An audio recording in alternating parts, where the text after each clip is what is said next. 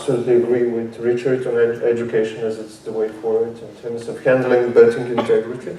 And I think also I'll confirm that from my point of view, indeed, software is the new piece that is causing integrity issues in esports.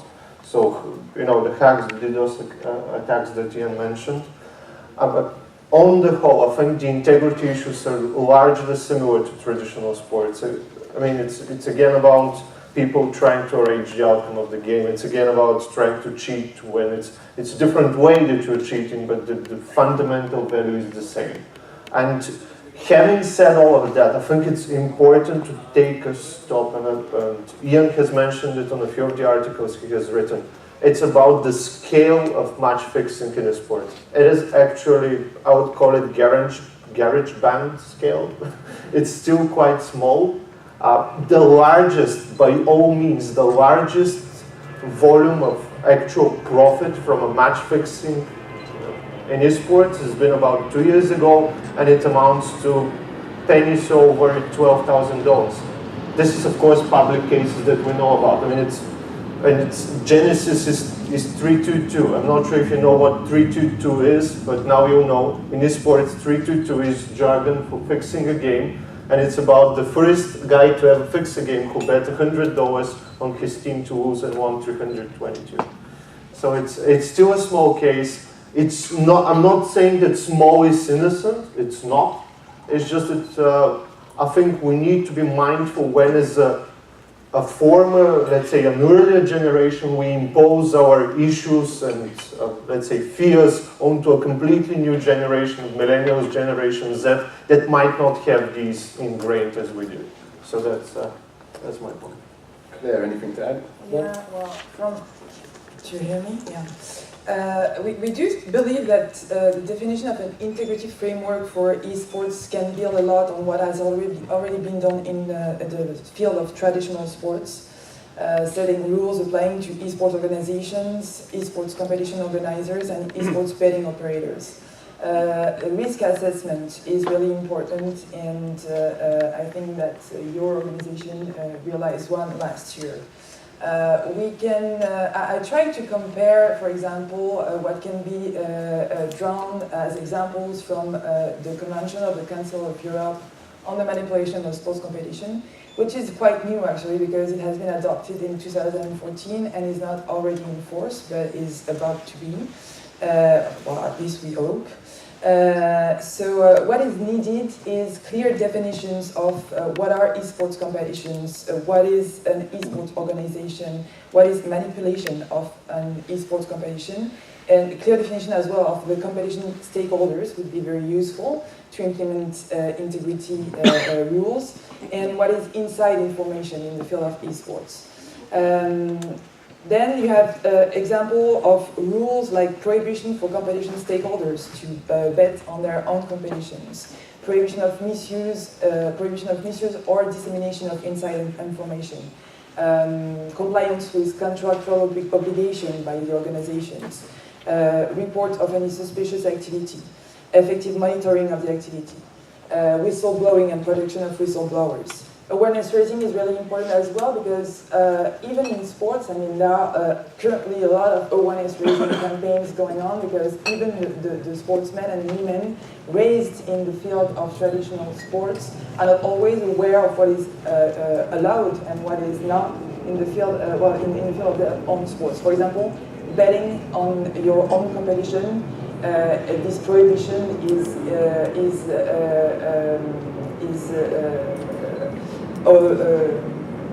provided for by the regulation of sports federation in France, and you still have some sportsmen and women placing bets on their own competition. And then you have all the dimension, disciplinary dimension, like these clear disciplinary sanctions. In March last year, the European Commissioner for Sports estimated that some esports could be regarded. Just a small. I'm sorry. Could you allow me to drone on this for a second? Yeah. I think Claire mentioned something that is absolutely perfect. Inside information. In esports, that is a particular issue. I think I just need to state it. Esports athletes, they're closer to their fan base. They're closer to everybody else than anybody else in sport. You look through the eyes of these players as you watch them play.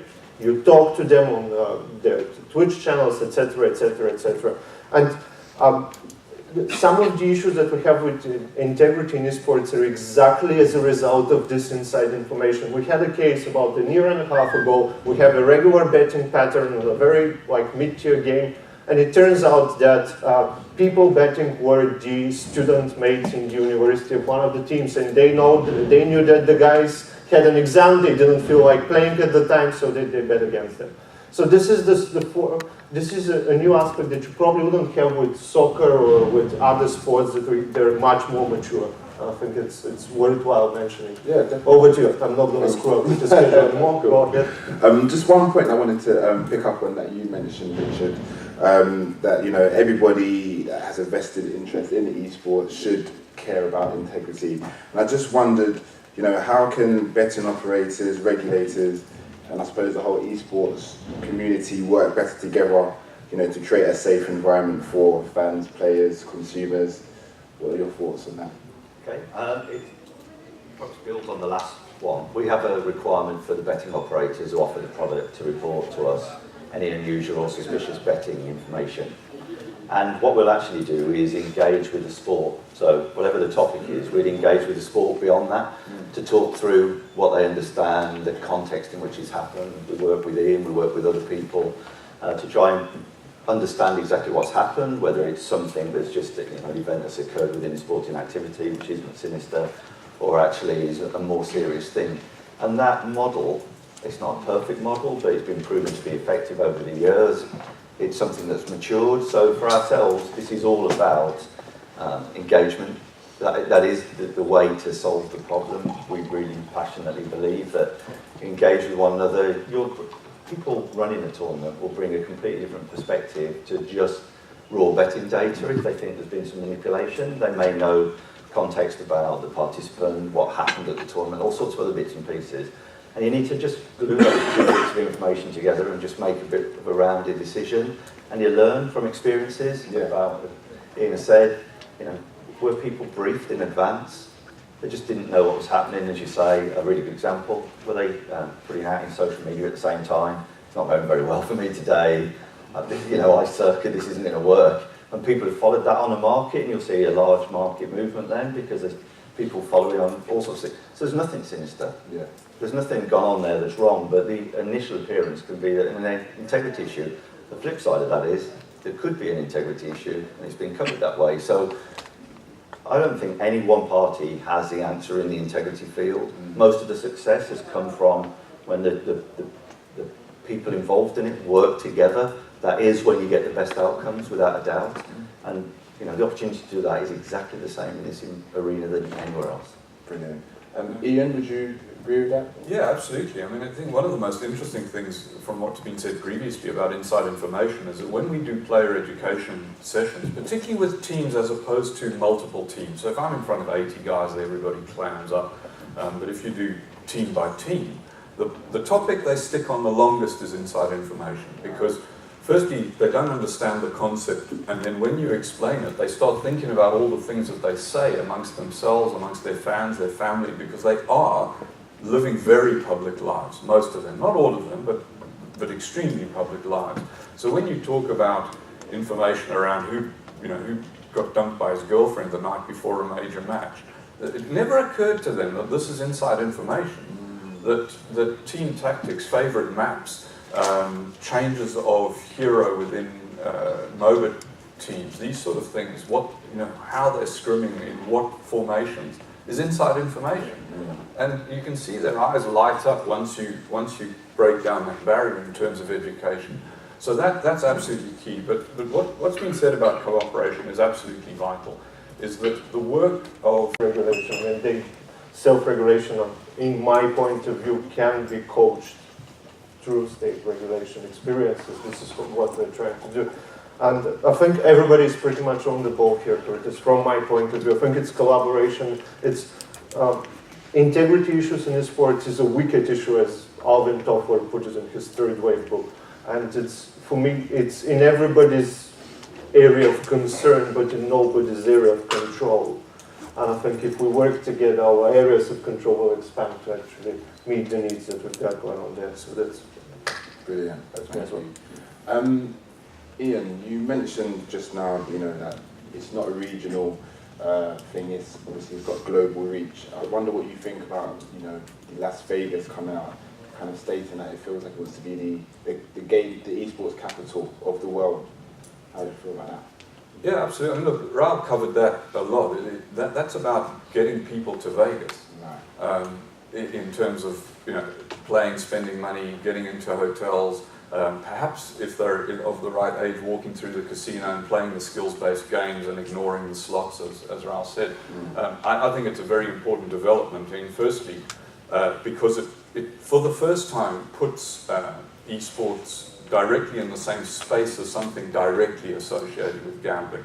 And we had that to an extent with CSGO and Dota when the skins markets were still, you know, widely available. It was a massive, and so a lot of people conflated Counter-Strike and the skins market, or Dota and the skins market. But since then, there's not been that necessarily that direct association.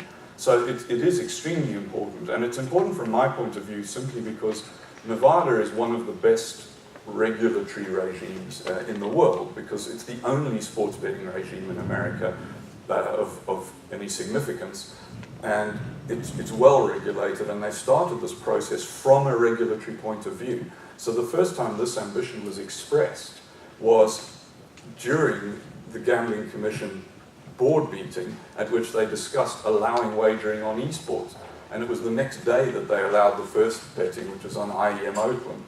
And I worked very, very closely with the Nevada Gaming Control Board for exactly that reason.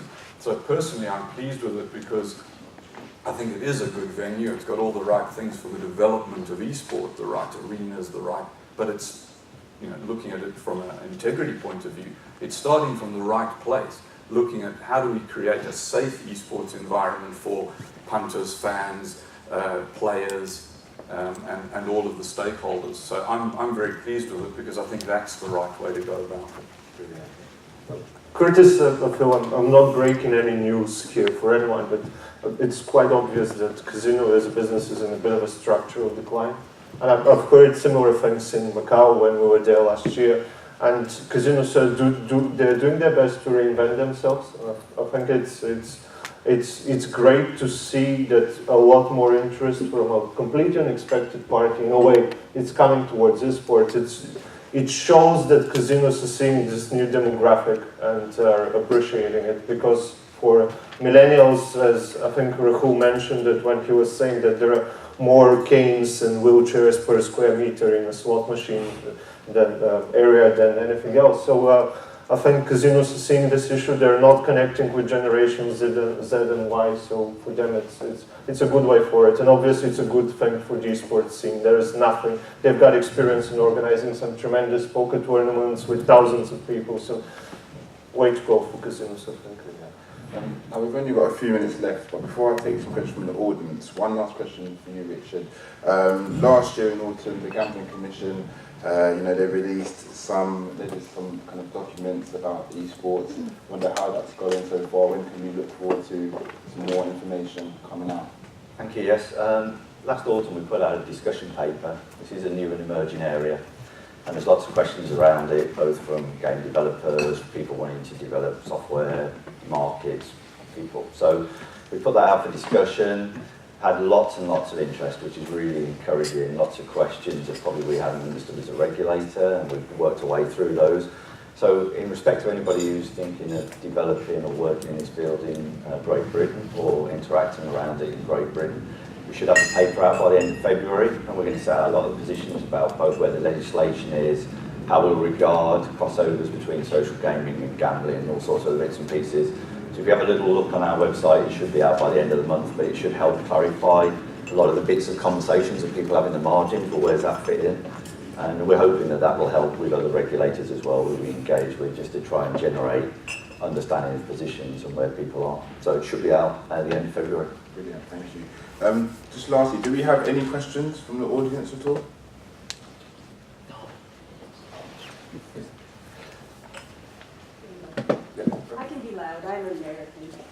ahead. I'm Greta Barbanel. I'm from Las Vegas. I'm the Director of Research at the International Gaming Institute.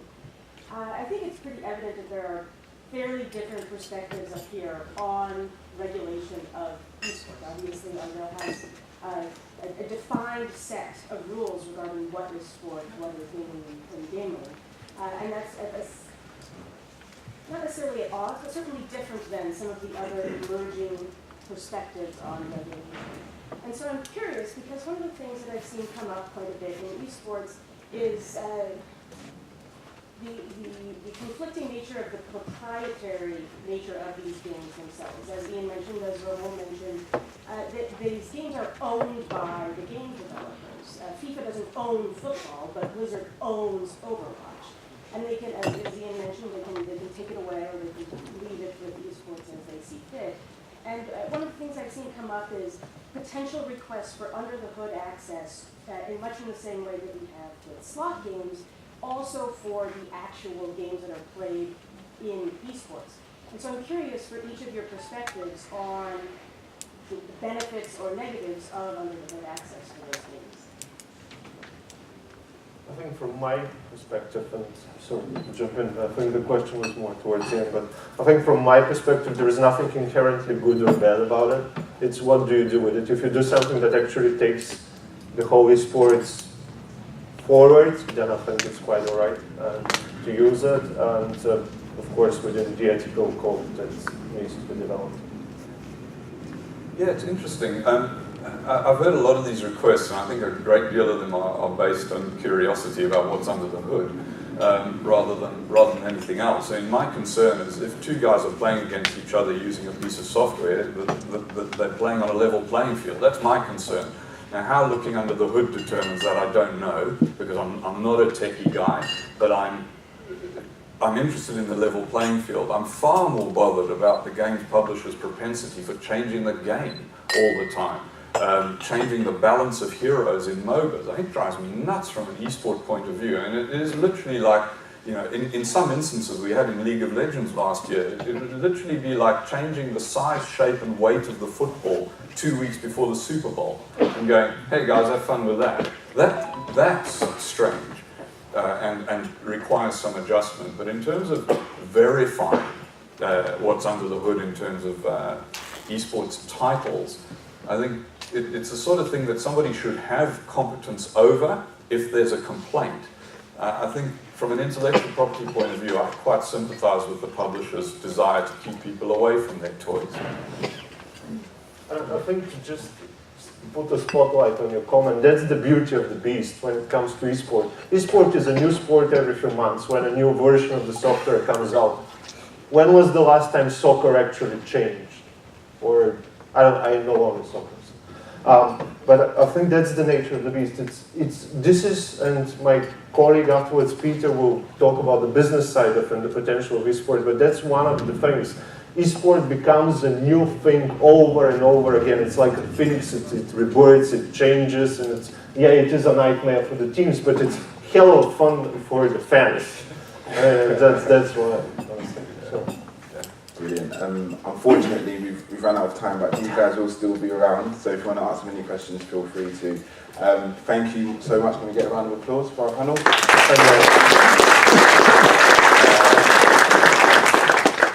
And Peter?